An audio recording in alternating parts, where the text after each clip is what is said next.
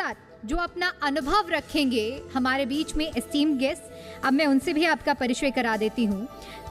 हमारे बीच में सुनीलजीत सिंह जी मौजूद हैं जो कि मैनेजिंग डायरेक्टर हैं VCS ग्रुप के, और इसके अलावा हमारे साथ हिमांशु पंत जी मौजूद हैं जो कि मैनेजिंग डायरेक्टर हैं एपिक रियल वेंचर्स के। एक बार जोरदार तालियां हो जाएं।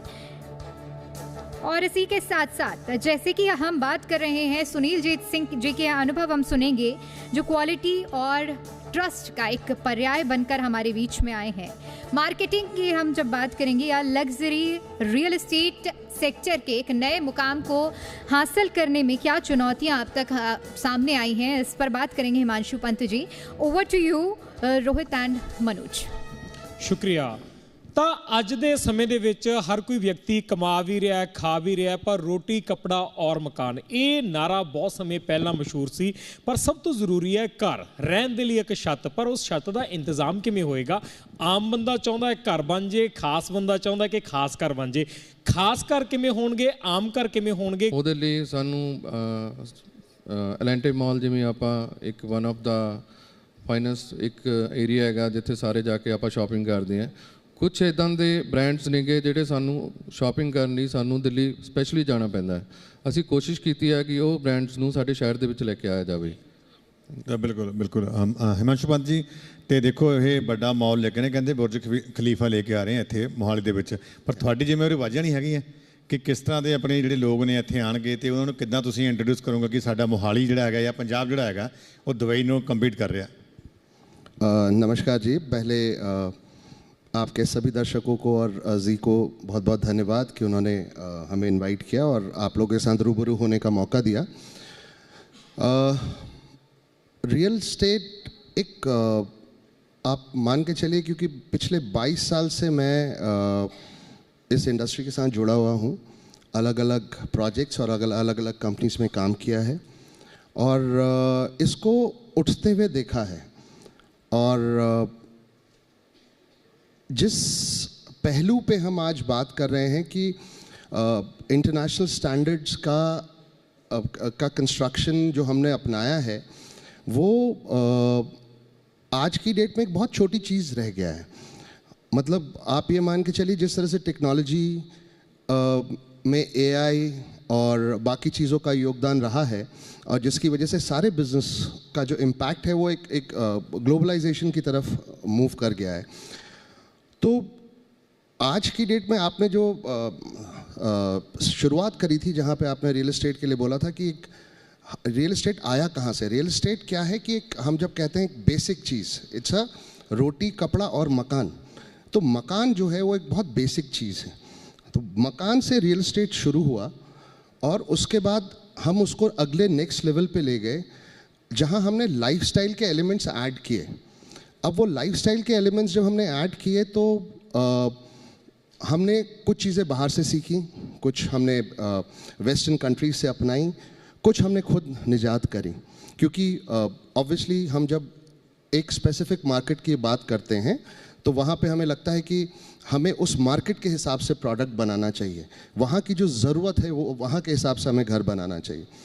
तो पूरे इंडिया में अगर आज आप बात करेंगे तो सबसे ज़्यादा जो एक फोकस है, और इनफैक्ट हमारे प्राइम मिनिस्टर और बाकी गवर्नमेंट्स का भी एक फोकस रहता है जहाँ पे हम कहते हैं कि EWS इकोनॉमिक वीकर सेक्शन जो है उनके लिए घर बने, उनको घर मिले, उनको छत मिले, और वो बहुत ज़रूरी है आज की डेट में। सो उसके ऊपर जितना काम मेरे ख्याल से इंडिया में हुआ है मुझे नहीं लगता और किसी कंट्री में ये हुआ है। बिल्कुल। तो अब बात करते हैं जो आपने पूछा मोहाली को हम कैसा बना रहे हैं। तो मोहाली आने वाले टाइम में आप ये देखिए कि आज की डेट में इसको दूसरा गुड़गांव कहा जाता है। द वे जिसका इंफ्रास्ट्रक्चर बढ़ा, इसकी कमर्शियल रिक्वायरमेंट बढ़ी। सो आज कोई कुछ भी कहे, मोहाली अगर इसको हम Tier 2 Tier 3 सिटी में भी काउंट करते हैं तो जिस तरह का इंफ्रास्ट्रक्चर डेवलपमेंट पिछले कुछ सालों में हुआ है वो काबिल तारीफ़ है। और जिस तरह के स्टैंडर्ड सेट हुए हैं रियल एस्टेट में, और आई थिंक वो आज की डेट में बड़े बड़े मेट्रोज में नहीं है। So it's a very very good market to come in. Sunil ji कहते लोड कार्ड दी माँ है। एक चीज़ इकोनॉमिस्ट JB से भी कहते कि चीज़ अपनी डिमांड आप पैदा करती है।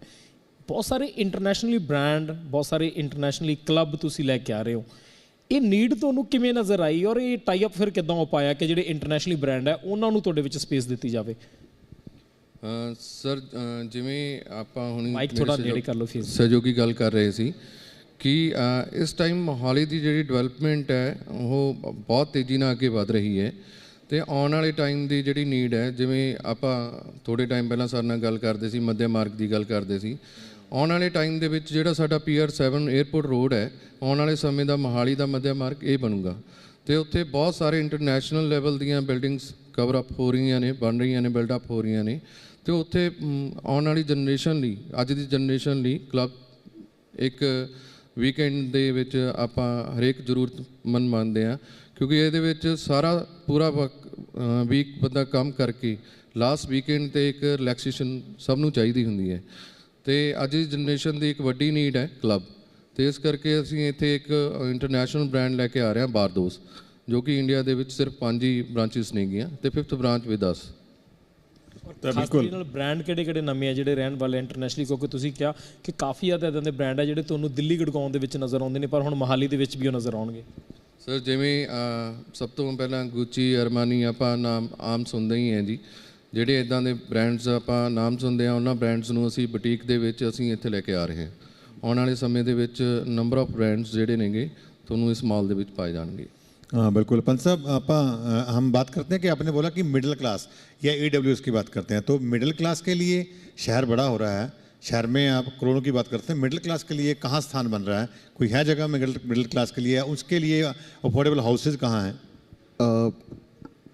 सब दर्शकों की जानकारी के लिए बता दूं कि जो सरकार, जब आप कोई भी बिल्डर या डेवलपर कोई प्रोडक्ट या कोई प्रोजेक्ट स्टार्ट करता है तो उसमें एक बहुत बड़ा एक टर्मिनोलॉजी होती है, इसको हम कहते हैं EWS। तो वो EWS देना मैंडेटरी है, चाहे वो बड़ी मेगा टाउनशिप कर रहा है या छोटी टाउनशिप कर रहा है या ग्रुप हाउसिंग कर रहा है, तो उसमें उसको EWS कंट्रीब्यूशन देना बहुत ज़रूरी है। सो आज की डेट में जितना बड़ा हाथ रियल एस्टेट का in terms of adding to infrastructure है, आई थिंक हम सब जानते हैं, अगर हम आंकड़ों की बात करें तो एग्रीकल्चर के बाद अगर कोई दूसरी इंडस्ट्री जो ऐड ऑन करती है GDP में, वो रियल एस्टेट है। तो वो EWS की वजह से उसका इम्पैक्ट बहुत हाई है। Middle class. सो अब आ जाते हैं बात मिडिल क्लास के लिए। तो मिडिल क्लास के लिए जहाँ पे आज मैं बात करूँ तो ज़मीनी तौर पे देखिए, अगर मैं पिछले 10 से 15 साल का एक ट्रेंड लेके चलता हूँ तो हुआ क्या है कि ज़मीनों की कीमतें बहुत बढ़ी हैं, ज़मीन की कीमतें बढ़ी हैं, अप्रूवल कॉस्ट बढ़ गई है और साथ ही साथ मान के चलिए मैन पावर कॉस्ट भी बढ़ी, और उसी का एक रीज़न है कि इनकम भी बढ़ी है लोगों की।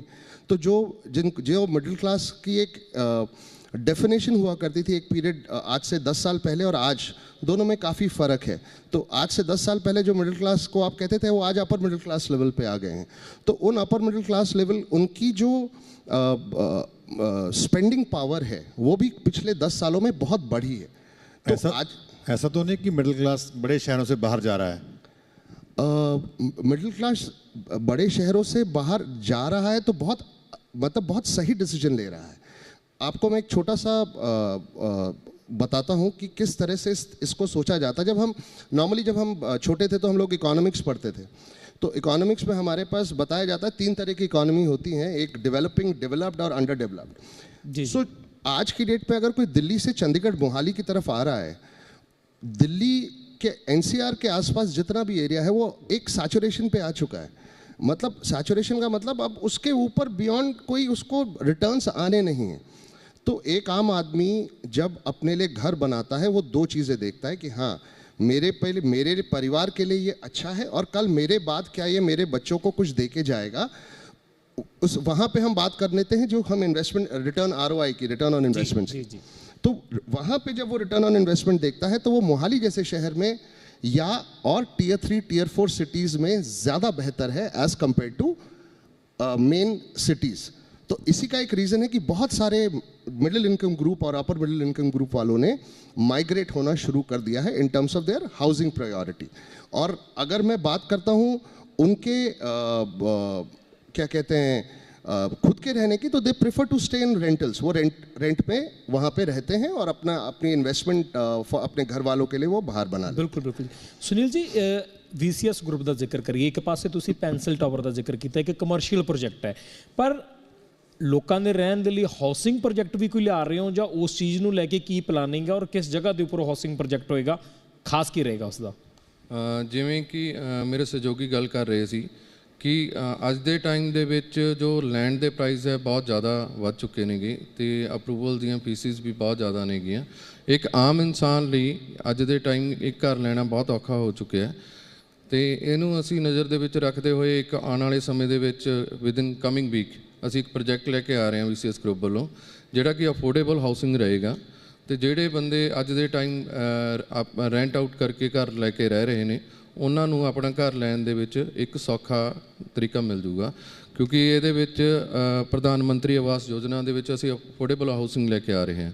ਅਤੇ ਇੱਕ ਜਿਹੜਾ ਆਮ ਡੇਲੀ ਵਰਕਰ ਹੈ, ਡੇਲੀ ਬੇਸ ਦੇ ਉੱਤੇ ਕੰਮ ਕਰ ਰਿਹਾ ਹੈ, ਉਹਦੇ ਲਈ ਘਰ ਦੇ ਵਿੱਚ ਇਹਨੂੰ ਲੈ ਆਪਣਾ ਘਰ ਪਾਉਣ ਦਾ ਸੌਖਾ ਤਰੀਕਾ ਮਿਲ ਜੂਗਾ ਜੀ। ਹਿਮਾਂਸ਼ੂ ਜੀ, ਇੱਕ ਸਵਾਲ ਇਹ ਹੈ ਕਿ ਸਰਕਾਰ ਨੂੰ ਕੀ ਕਦਮ ਚੁੱਕਣੇ ਚਾਹੀਦੇ ਨੇ ਜਿਸ ਦੇ ਨਾਲ ਆਮ ਲੋਕਾਂ ਦੀ ਰੀਚ ਦੇ ਵਿੱਚ ਘਰ ਹੈ ਜਿਹੜਾ ਉਹ ਅਵੇਲੇਬਲ ਹੋ ਸਕੇ? देखिए, जैसे सर ने बोला कि लैंड कॉस्ट, ज़मीन के दाम बहुत ऊपर पहुंच गए, तो कोई भी रियलिटर जब कोई प्रोजेक्ट करना चाहे, एक आम लोगों के लिए भी बनाना चाहे, तो उसके लिए एक बहुत बड़ा रिस्क वहाँ पे आ जाता है। जब वो पैसे लगा के ज़मीन तो ले लेता है, लेकिन उसके बाद उसको जो अप्रूवलों की लाइनों में लगना पड़ता है और उनको अप्रूवल्स आते आते जितना टाइम लग जाता है, 42 से ऊपर एक अप्रूवल है किसी एक टाउनशिप के लिए। अगर आप एक टाउनशिप जाते हैं तो 42 से ऊपर अप्रूवल लेने के लिए आप सोचिए, हर एक अप्रूवल का एक टाइमलाइन है। तो सरकार की जहाँ तक बात है, सरकार से हम लोगों की यही विनती है कि अगर जो एक समय में बात होती थी कि एक वन विंडो क्लियरेंस हो जाए, जहाँ से सारी डॉक्यूमेंट्स एक ही जगह दे दिए जाएं और वहीं से हमें एज अ रियल्टर वो सारी चीज़ें हमें वापस मिल जाएं अप्रूव होके, तो हम एक रियल्टर का काम बहुत आसान हो जाता है और डिले नहीं होता प्रोजेक्ट। क्योंकि ज़मीन के दाम मैंने इन्वेस्ट कर दिया एज अ रियल्टर, तो कल वो दाम बढ़ रहे हैं और मेरी ऑपरेटिंग कॉस्ट भी बढ़ रही है। मेरी ऑपरेटिंग कॉस्ट बढ़ रही है और जितना डिले होगा मेरे को अप्रूवल्स आने में, मेरा प्रोजेक्ट पे मैं वो लोड करूँगा तो एक आम आदमी की रीच से वो बाहर हो जाएगा। तो सोच ये है। Sunil ji, high rise building की बात करते हैं हम। पहले 10 मंजिला इमारत दिखती चंडीगढ़ में, है ना, उसके बाद 21 हुई, अब 31 ला रहे हैं और 42 तक जा रहा है। तो क्या लगता है कि जो ये ट्राई सिटी है, इसमें हाई राइज बिल्डिंग्स जो हैं उसका क्या भविष्य रहेगा और इसको लोग कैसे अपना रहे हैं? ਆਉਣ ਵਾਲੇ ਸਮੇਂ ਦੇ ਵਿੱਚ ਹਾਈ ਰਾਈਜ਼ ਦਾ ਬਹੁਤ ਵਧੀਆ ਇੱਕ ਭਵਿੱਖ ਹੈਗਾ ਆਪਣੇ। ਇਹਦੇ ਵਿੱਚ ਅਸੀਂ ਦੇਖਦੇ ਆ ਰਹੇ ਹਾਂ ਕਿ ਲੈਂਡ ਕਾਸਟ ਬਹੁਤ ਵੱਧ ਚੁੱਕੀ ਹੈਗੀ।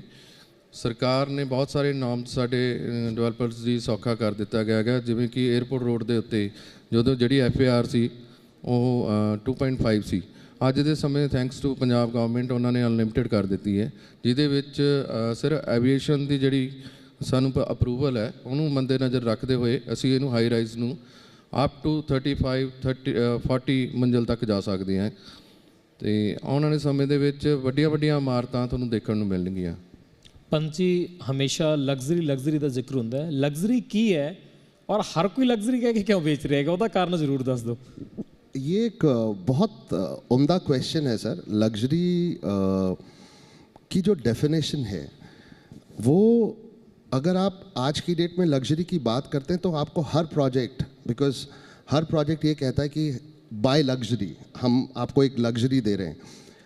असल में हम लोग रियल सेंस में लग्जरी की डेफिनेशन भूल गए हैं सर। लग्जरी का मतलब डबल हाइट लॉबी नहीं, प्रीमियम वॉल क्लैडिंग नहीं, आपके इटालियन मार्बल फ्लोरिंग नहीं है।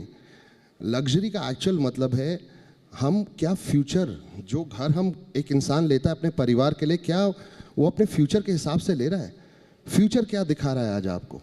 फ्यूचर दिखा रहा है ग्लोबल वार्मिंग, फ्यूचर दिखा रहा है नेचर इतने टर्न्स ले रहा है। क्यों? तो वहाँ पे सिर्फ एक चीज़ जो आ जाती है, वो आ जाती है वर्ड सस्टेनेबिलिटी। जहाँ पे जब तक हम लोग रियल लग्जरी को पाने के लिए सस्टेनेबिलिटी के ऊपर काम नहीं करेंगे, तब तक आप कोई भी प्रोडक्ट को आप लग्जरी कैटेगरी में, एटलीस्ट मेरी अपनी ओपिनियन में, मैं तो नहीं मानता।